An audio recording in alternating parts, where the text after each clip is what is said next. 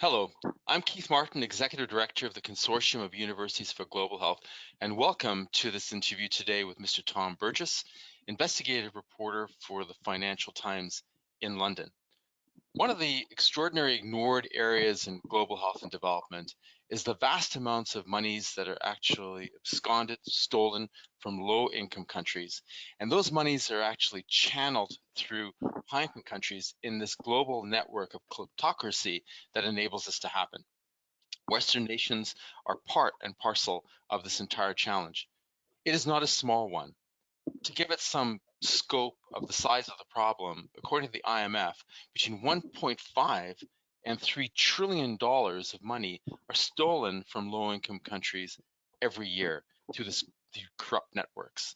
To put it in perspective, official development assistance is about $149 billion a year. So an order of magnitude larger is being stolen from low-income countries primarily. Those funds are actually monies that could be used for the public goods and public needs of those people. In addition, this whole system actually destabilizes countries and leads to all kinds of internal and external problems that become security challenges, including vast human rights abuses that are meted out to some of the most disadvantaged people in the world. So without further ado, it's really my great pleasure to introduce Mr. Burgis, as I mentioned before. Tom is the Financial Times investigative reporter. He's written two outstanding books that I can highly recommend, The Looting Machine here, and also more recently, Kleptopia, which was named by The Economist as one of the top books of the year. Tom, welcome. Hello, Keith. It's very nice to be with you, and especially after all these years when we've been talking. And I'm a great admirer of your interest in this important field and how you discuss it so clearly in the circles where you move. So I'm delighted to be with you. Well, thank you for all the work you've been doing, Tom, shining a brave light on this neglected area in global health and development and security. So maybe we can just start. Maybe we can let our audience know, how did you get involved in this? What twigged you onto this massive problem? Well, I guess really started about 15 years ago when I was little. My first job in journalism was as a reporter in Chile. And it was the time when Chile was having its reckoning with the Pinochet dictatorship, and was starting to see how what had looked like one of the great ideological struggles of the Cold War had a certain amount, at least, to do with Augusto Pinochet getting rich by diverting state funds to Riggs Bank in Washington, D.C. Later, I ended up covering a lot of the anti-globalization movement and starting to get a feeling whether it was kind of being tear gassed in Hong Kong or trying to figure out how the City of London worked. How a lot of what was happening through globalization was money, and with it power, being drained out of the commons, if you like, out of the public sphere, into the secret service of private interests. And then I spent several years as a correspondent for the Financial Times in Africa, which is where international corruption has its most tragic and heinous effects on ordinary human lives. That was brought home very clearly to me in some horrific violence I covered that I think was intricately linked to corruption. And then I wrote a book about my African years and about how the oil and mining industries in Africa beget corruption and with it conflict. That was the looting machine that you kindly mentioned earlier. And then I've sort of been working on these questions more globally since then, especially the former Soviet Union and how they plug into the Trump presidency in the US. And that's become Kleptopia, which you also just kindly mentioned, which was out in September, which is 4 stories about the global kleptocracy and how it's, I fear, conquering the world. I think in both books you well described the connection between low-income countries and high-income countries, but maybe you described so well in The Looting Machine in Angola and in the Democratic Republic of the Congo and South Africa. Very rich poor countries, as they're called. That's the point, right? They're exceptionally wealthy in natural resources, and yet the people are often live in grinding poverty. Can you walk us through how the money is stolen and how it's laundered? There's one example I think that really strikes me that it's one of the tales I tell in Kleptopia. As you say, these are very rich poor countries, amazingly wealthy in natural resources and in cash. It's just that the cash isn't there anymore. One of the places where some of the most tragic public health disasters have happened in recent years has been Zimbabwe. Awful cholera outbreaks, awful malnutrition, lives, especially child malnutrition, and lives damaged and destroyed in the most heartbreaking ways. And that's happened largely because Robert Mugabe has stayed in power there. And if you go back to 2008, there was one of those inflection points in history where Mugabe looked almost certain to leave power. It looked almost certain that the Zimbabwean people, having loved Mugabe when he came to power in 1980, when he fought off white supremacists, and then he started a sort of blessed few years in Zimbabwe of education and rich harvests and so on. He gradually turned more and more into a plundering, violent despot. And in 2008, it became very clear that for the first time in, what would that have been, 28 years, his rule was in jeopardy. And it looked like in the election that he was about to hold, because many of the kleptocrats feel obliged to stage sham elections just as the same purpose that they want to launder their money through the Western democracies to have a veneer of legitimacy that's very important to sustaining their rule. The latest election in Zimbabwe in 2008, it looked like the opposition were going to win. Such was the wholesale collapse of the Zimbabwean economy and the ruin that had brought. And then in the shadows, there were some maneuvers in what I call the transnational kleptocracies. So this is the emerging networks that connect kleptocrats, connect people who rule through corruption, and connects them with moneymen, businessmen, politicians, lobbyists, and so on in the democracies, in the rich Western world. And I tell the story in the book, but to give a quick potted version, this astonishing sequence of events. Essentially, the Mugabe regime got hold of a rich platinum prospect. They gave it to an offshore company controlled by a regime crony, Billy Rautenbach, a white Zimbabwean who had been involved in the pillaging of Congo during the war there on Zimbabwe's behalf. That platinum prospect was then shifted on through more offshore companies, more anonymously owned companies, to a London-listed mining group, and in exchange, the Mugabe regime was given $100 million. The $100 million from that mining group, listed in London, run by a former English cricketer and a Zimbabwean partner, which had recently been funded by some Wall Street hedge funders. So you see, starting to see, right, the global picture. Lives in Zimbabwe at stake, but an international network at work. The global mining industry, the London Stock Exchange, Wall Street hedge funders. So $100 million reaches Mugabe just before he embarks on the most brutal campaign to suppress the opposition, beating to death people who were suspected of having voted for the opposition in the first round, terrorizing the opposition to such extent that Morgan Tsvangirai, the leader of the opposition, had no choice but to pull out of that election.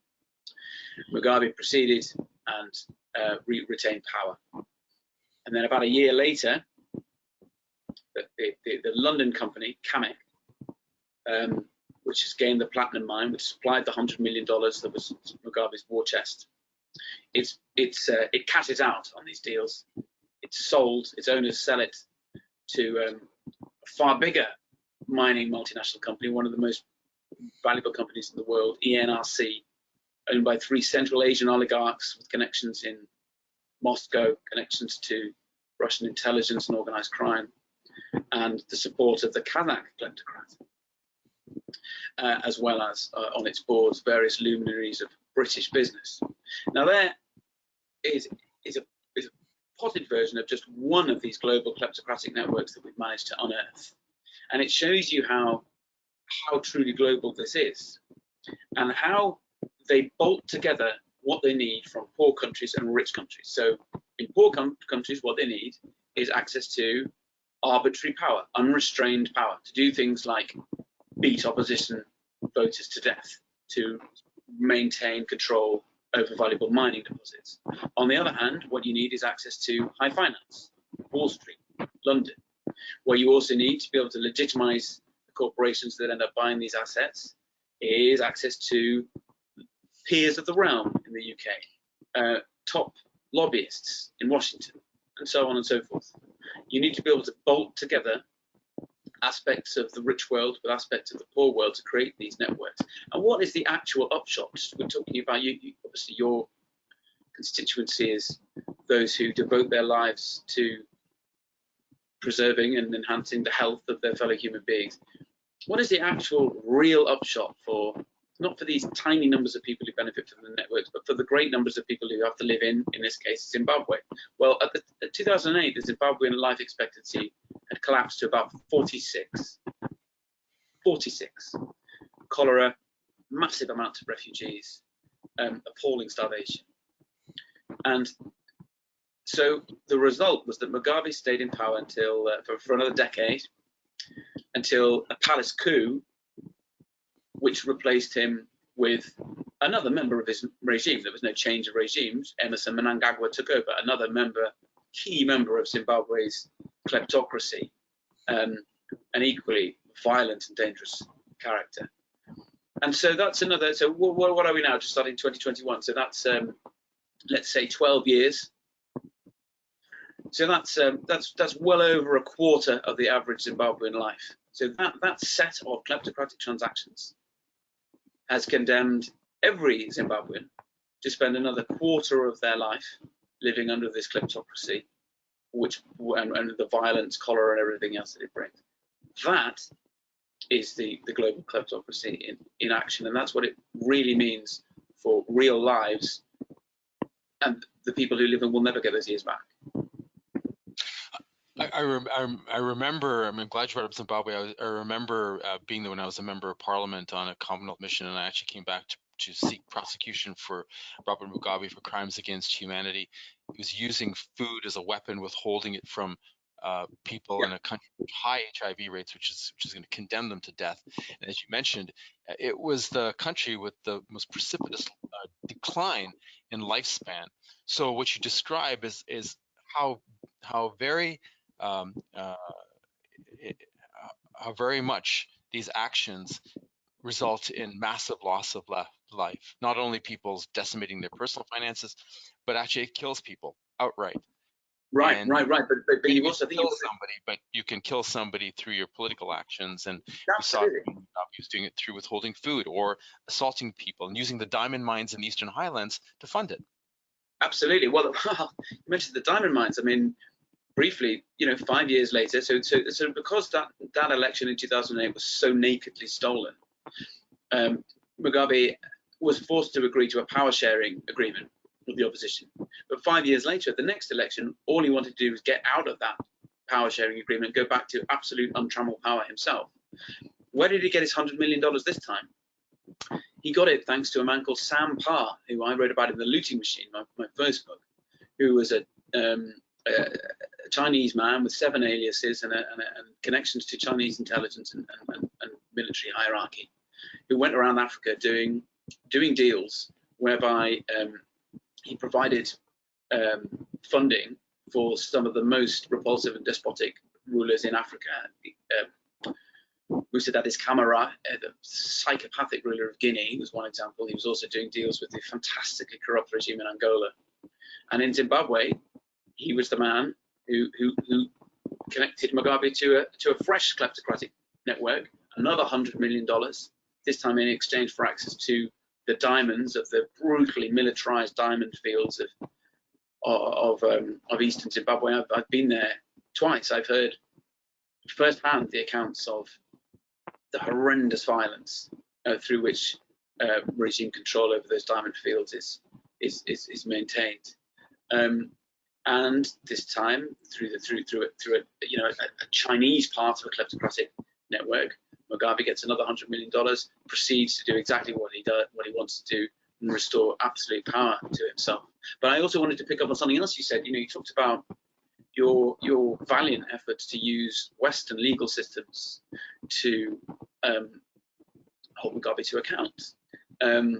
But this is one of the crucial problems with resisting the internationalized kleptocracy, which is that while kleptocrats and their business partners find it fantastically useful to use Western stock exchanges, certainly in Canada and New York and London, and they find it fantastically useful to use expensive Western law firms to go after their political enemies and to try to silence scrutiny from the likes of me. While the Western legal apparatus is wide open for abuse by kleptocrats, the flip side of that doesn't apply. It's incredibly difficult to find Western legal mechanisms to try to hold these kleptocrats to account. Their front companies are all over Western real estate, all over the Western art markets, all over Western financial markets, and yet the ability of Western legal systems and Western law enforcement agencies to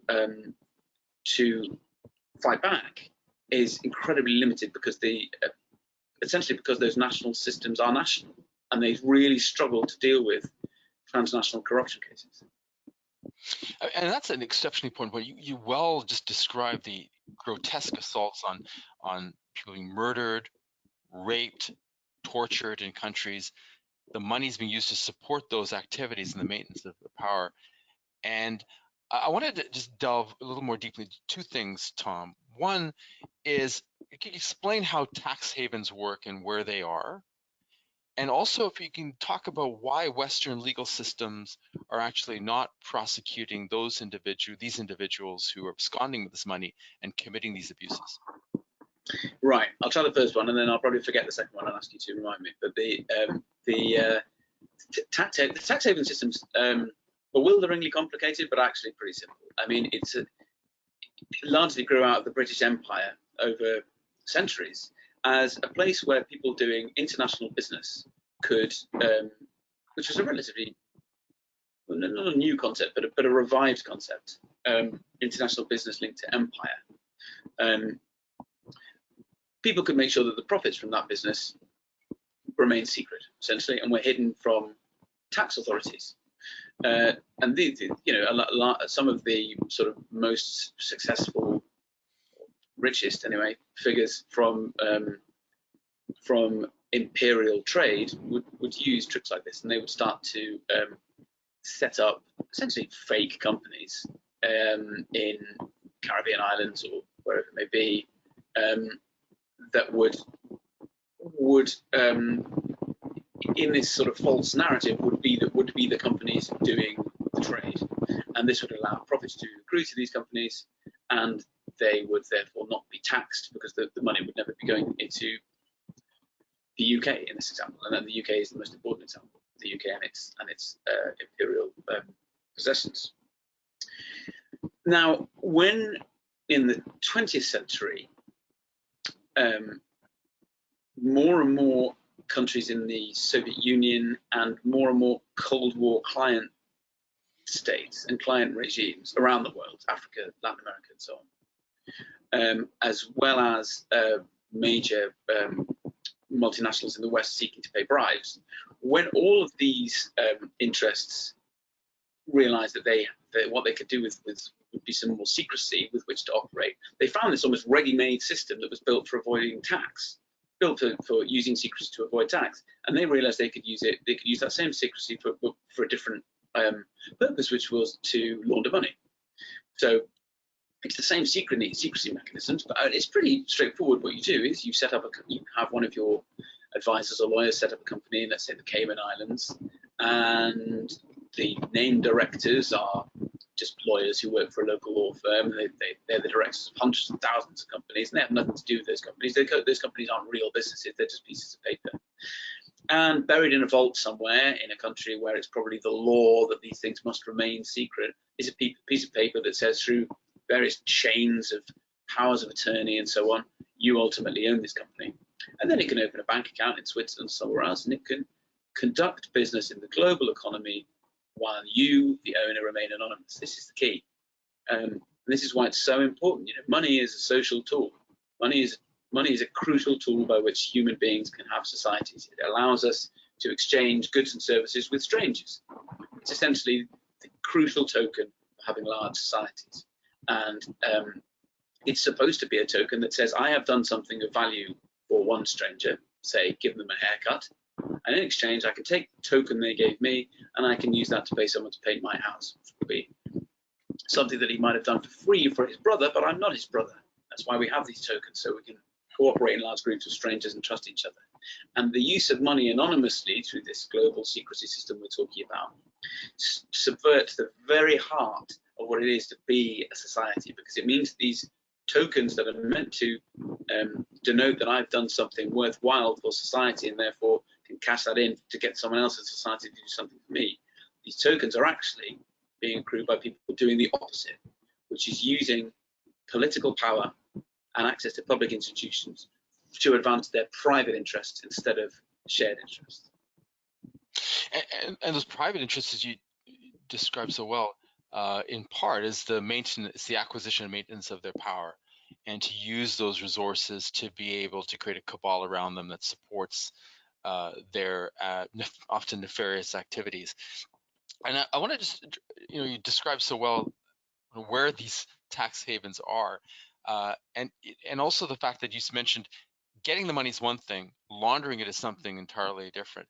Can you describe these tax havens in Switzerland, Luxembourg, Delaware, Cayman Islands, Caribbean Islands, Channel Islands? Can you describe how they launder the money through these tax havens and where they are? Well, there's several steps to the laundering process, but you're right that the key tax havens are places that tend to combine very low tax rates. And we call them tax havens. It's an unfortunate term because secrecy jurisdictions is a better term. For one thing, havens is a much too nice a word, and also, yes, they're used to avoid tax, but the term tax haven tends to make us think that actually all that's happening in these places is some rich people squirreling away a bit of money, which is bad enough for the rest of us. But the money laundering process, as you rightly point out, is much, I'd say, in many ways, much more dangerous. So organized crime, kleptocrats, and hostile intelligence agencies, they use the laundering system to seize money through force. That can be the threat of violence or state coercion. Take the fingerprints off it and move it out the other side in some way that enjoys the protection of the rule of law elsewhere. So, to take an example, it is actually pretty straightforward how it works. You would, let's say that you are a Kazakh relative of the president, and you've been put in charge of some sort of uranium mine, and a big Uranian company, it wants to pay you bribes so that it can have access to Kazakh uranium. What you would do probably is you would have a professional advisor, maybe in the Middle East or maybe in London, create, let's say, a company in Jersey off the south coast of the UK. Now that company would just be called Global Health Inc., for instance, and that company would be owned on paper, controlled on paper by your lawyer, and it would probably have behind it another company that owns it, let's say in the Cayman Islands. That company is also controlled by your lawyer through a secondary lawyer that he's hired, and so on. And you can make these Russian dolls, layer after layer after layer of shell company controlling shell company, controlling front company, controlling front company. And typically what you would have at the very end of this chain is a piece of paper that's never published anywhere and would only ever emerge in a leak, or if one of your rivals gets hold of it and leaks it to a journalist or something like that. A piece of paper that says not that you technically own the company, but that you enjoy power of attorney over it, or some such other such maneuver whereby technically you don't own it, but you do control it. That allows you to get past these rules that have grown up since 9/11, when there was suddenly a rush to try to stop terrorist financing moving through the financial system. Since that rush, there have been rules that are more or less effective around the world in different forms that essentially say banks that deal with these anonymously owned companies must acquire a statement of who owns them. But if you don't technically own it, if it's just a power of attorney, or if it's just done on a handshake, or whatever it may be, you can wriggle around those controls. Now, remember that this is all being done in the furtherance of accepting a bribe for granting access to Kazakh uranium. What you would do is have the company that wants that to pay that bribe probably draw up let's say, a consultancy agreement with Global Health Inc., the company you set up anonymously in Jersey. And that consultancy agreement would be very vague, but it would say, we're paying you $10 million for advisory services on something completely unrelated to the actual business. And this consultancy agreement would serve as what you provide to the bank when you make the corrupt payment. So the Iranian company would say to its bank, right, we need to pay this contract to our consultant through the company Global Health Inc. of Jersey. Please go ahead and make this $10 million payment. $10 million goes to Global Health Inc.'s bank account, which could be in Switzerland, could be in London, but typically would be in Switzerland, because Switzerland remains the great vault for financial secrecy for the banking part of it. And then what you do is that process in reverse. So you've got your $10 million, it hasn't got your fingerprints on it. There's $10 million held by Global Health Inc. in Switzerland. What you would probably do is create some other fake, bogus loan agreement or consultancy agreement, a little bit of financial camouflage that allows you to move that money through a few steps, maybe through Dubai, Marshall Islands, Seychelles, Delaware, as you rightly say, or one of the other US states that are really trying to embrace the money laundering industry as a money spinner for themselves. You'd shuffle that money along a little bit, and then you'd buy a big house in Manhattan with it. But by then, it's been through so many steps that your fingerprints are invisible. And American real estate has an exemption from many of the rules that are supposed to ensure transparency of ownership in financial dealings. That's why US real estate is the greatest money laundering engine in the world, one that served Donald Trump very well for a long time before he became president, hoovering up money from the great ex-Soviet kleptocracies. And I hope that's broadly clear. It's a process that's obviously designed to be complex, but I hope I've explained it relatively simply, and that's how people move through the financial system anonymously. And if they don't want to buy New York real estate, they can buy people. They can buy access. I mean, look at the Paul Manafort case in the US, a big lobbyist for interest in the former Soviet Union. You can use that anonymized money to curry influence, which among the US political elite, and that influence, then you can then reflect that back onto your political career back in Kazakhstan. You can use the reflected glory of legitimate support from the inside of democracy to strengthen your position at home, and then you start to the next process of bringing in the next bribe. So we go around and around. And I think that leads into the next question, Tom, is you well described how funds coming from low resource settings are actually housed in secrecy areas, are laundered through Western countries, and how those funds can actually be used to influence public policies that actually turn around and protect those same individuals and where those monies come from. So I think that the next question I'd like to ask is, the legal systems in the West, why aren't they more robust to be able to stop this kleptocratic machinery that causes so much geopolitical instability and is a major bulwark against sustainable development? Well, one is there's a very cynical reason, which is simply that these enormous amounts, we're talking hundreds of billions, hundreds and hundreds of billions of dollars that flow in from kleptocracies to Western economies. That is hundreds of billions of dollars flowing into Western economies, which have been very strained since 2008, and political elites don't like to turn away money generally. That's one problem. The second is that also since 2008, there have been huge budget cuts to the crucial agencies that would keep us safe, to parts of the US Treasury, to especially in the UK, huge cuts to agencies like the Serious Fraud Office. These are really our only defences, the law enforcement agencies that are supposed to be enforcing anti-money laundering and anti-corruption laws. The civil legal system,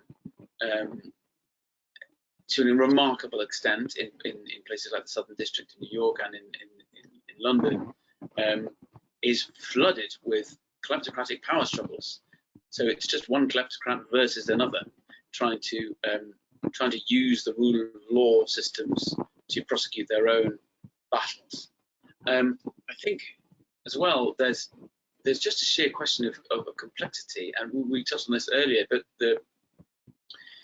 a lot of the systems that are designed to prevent global corruption just don't work. So take the suspicious activity report system. So banks are supposed to, if a bank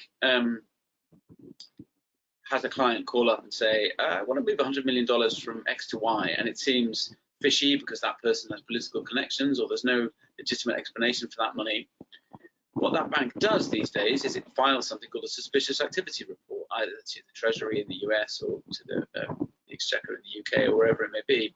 Lots of countries have a regime like this. And then typically they go ahead and do it anyway. And the upshot of this system is that it's meant to highlight suspicion. It's just one example of how the system's not working. It's meant to highlight dodgy money moving through the global financial system. What it actually does is provide a get-out clause for banks to say, well, we warned the regulators about this. It's their problem. If they want to make a problem with it, we're going to go ahead and with this transaction that we have deemed to be suspicious. And at the same time, what's actually happening within US Treasury or the Exchequer here is massive amounts of data of varying quality accumulating, which tiny staffs are being asked to process. And even if they make any headway through it, as we've established, kleptocracy is increasingly international, so they have to use the international legal cooperation system, which is completely gummed up and doesn't work. They have to maybe try and use the Interpol system, which has been completely politicized, doesn't work. Or they have to try to use national courts who have no ability to compel, let's say, the Russian prosecutors to share evidence with them. And again, you see, with some exceptions, some notable exceptions, there have been some terrific work done by some DOJ prosecutors to win convictions in corruption cases. But again and again, transnational corruption cases collapse often because the states that you need to submit evidence, be that Kazakhstan or Russia or Nigeria, whatever it may be, have themselves been captured by kleptocratic interests. So the international legal architecture to resist kleptocracy pales in strength next to the international legal architecture to advance kleptocracy. And you've written well the scale of the resources that are on both sides of this. On one hand, the billions of dollars accessible to those engaging in kleptocratic behavior versus resources that pale in comparison to those that are committing the crimes. Well, yeah, you said it. I mean, there's an extraordinary test case going on in the UK at the moment, which is the Serious Fraud Office conducting what's now a nearly 8-year investigation into a company I mentioned earlier, ENRC, which is owned by 3 Central Asian oligarchs. They all say they've done nothing wrong, but they're under investigation for suspected corruption in the acquisition of African assets, principally in the DRC in Congo. At last count, these 3 oligarchs between them are worth $7 billion. they are suing they're counter-suing the Serious Fraud Office for more than its annual budget, which is more than, actually it's approaching, I think, 2 years of its annual budget. The annual budget is about £50 million, about kind of getting on for $80–90 million, something like that. It changes year to year, but certainly less than $100 million, up against $7 billion. And there you see the mismatch. Now, that case has not come to court. Those allegations haven't been tested in a court. But the mismatch is astonishing.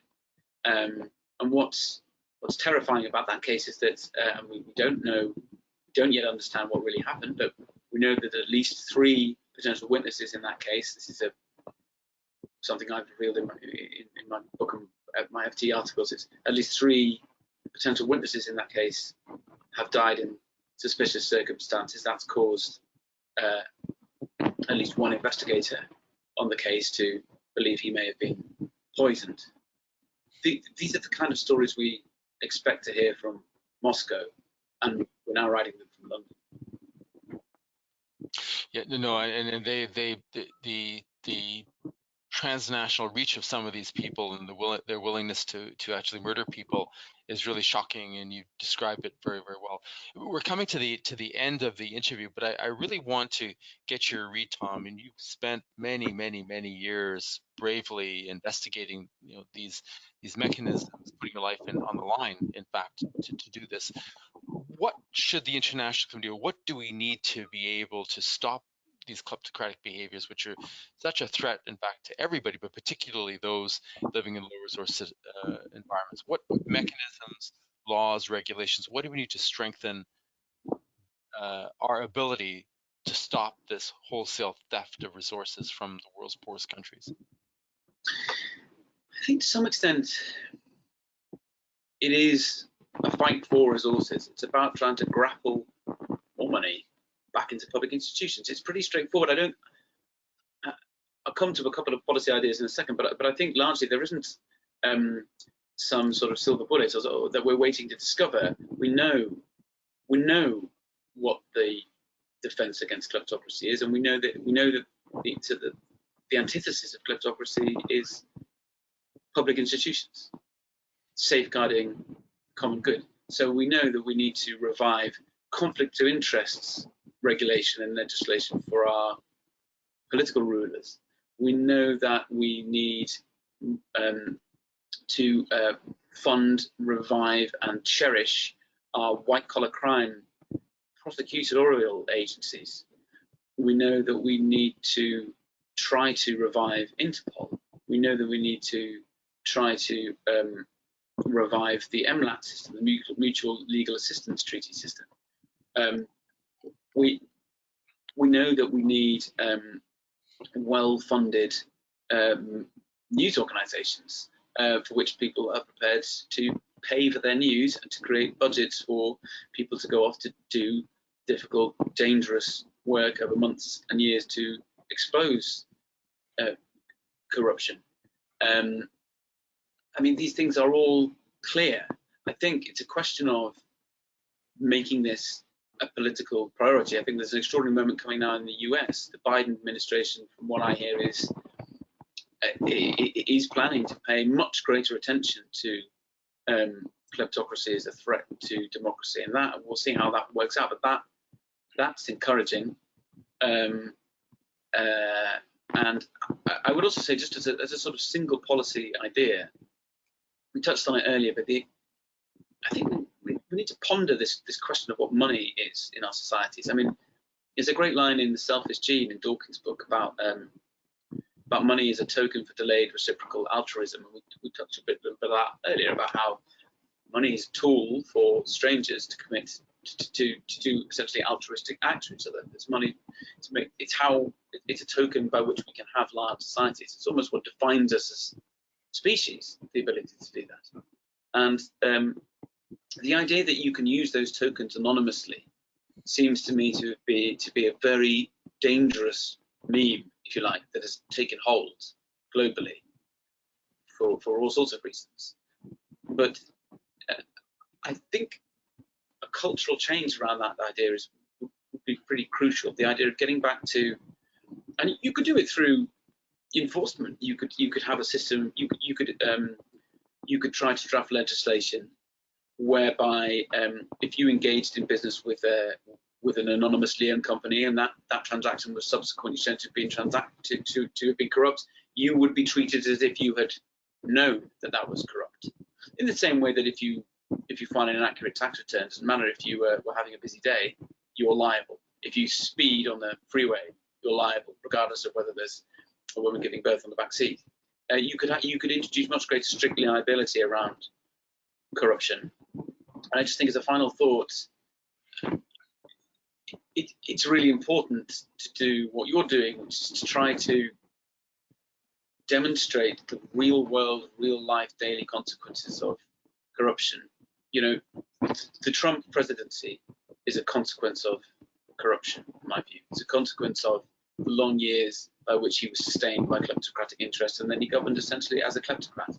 From there all the way to the collapsed health systems of Central Africa. They are the result of the corruption. I think often about children I met in Eastern Congo who will never be adults, who died of starvation. It's utterly heartbreaking, and they will never. They're dead. They will never live adult lives because of corruption. Some of the greatest mineral they live on top of some of the greatest mineral deposits in the world. We have Congolese minerals in our mobile phones, and as a direct result of the corruption around the global trade in those minerals, those children will never have adult lives. A collapsed school in China as a result of an embezzled public construction contract. That is another example of what this really means. And I think it's as we realise that this kind of threat to our most basic things we might wish for in our lives and our children, that kind of threat is no longer confined to a remote Chinese school or an Eastern Congolese village, but is reaching right into the West. So as we realise that peril is getting closer to us, that I think the political will build for resistance. Thank you very much. That's a wonderful way to end this interview, Tom. Really, first, thank you very much for the work you're doing to shed a light on these dark places. You well described the connection between the wholesale theft of resources from these countries and your closing comments about children literally living on top of vast wealth, but they not even being able to survive childhood as a result, and the consequences of these kleptocratic structures, which is not a victimless structure whatsoever, but is contributing to the vast loss of lives, potential opportunity, human rights abuses. So thank you for bringing up also the Democratic Republic of the Congo, which I think people forget is the largest mass loss of life since World War II. However you calculate it, it's easily more than 6 million people. I mean, hard to grasp. 6 million people have been slaughtered, raped, tortured, disappeared, kidnapped out of the Eastern Congo, one of the wealthiest places in the world in terms of natural resources, and the international community pays short shrift to it. So I really thank you for shedding a light on these issues. I hope people will read Kleptopia and The Looting Machine, which are excellent descriptors of what Tom described today. And he's really challenged us in the West to be able to get our house in order. In the development community, on one hand, we are all working extremely hard to deal with some of the great global challenges, to save lives and improve the well-being of people and our planet. But it cannot be done without dealing with this kleptocratic structure, which is using orders of magnitude of wealth greater than what is used in development assistance, and is actually the wholesale theft of really public goods from some countries which need it more than any other country in the world. And these resources, which are being absconded from these countries, stolen from these countries, parked in our countries need to be given back, and that pipeline of theft needs to stop. So Tom, thank you very much for being here. Ladies and gentlemen, thank you for joining us today, and we hope you have a good day.